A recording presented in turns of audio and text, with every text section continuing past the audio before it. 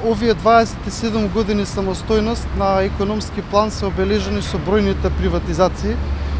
Приватизацијата на јавните добра во Република Македонија е главната стратегија за која што се слажуваат двете најголеми политички партии, СДСМ и ВМРО-ДПМН.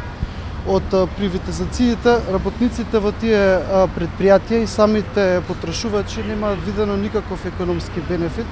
Единствените кои што имаат видено бенефит се газдите кои за ефтини пари имаат добиено бизниси на тацни.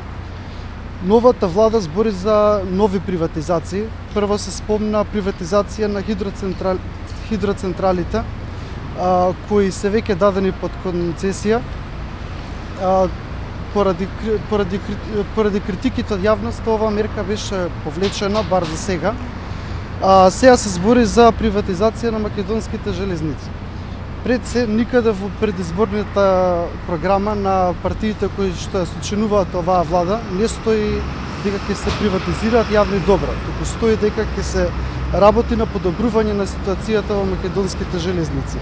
Народот нив не ги изгласа за да приватизираат јавни добра, туку за да го подобрат животниот стандард на граѓаните.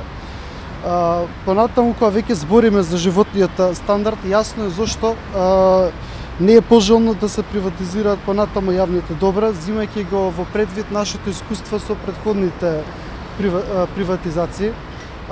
Затоа ние како политичка партија апелираме до вработените на македонски железници и граѓаните остро да се спротивстават на ваквата мерка, за да не се повторат трагичните прикази од минатото.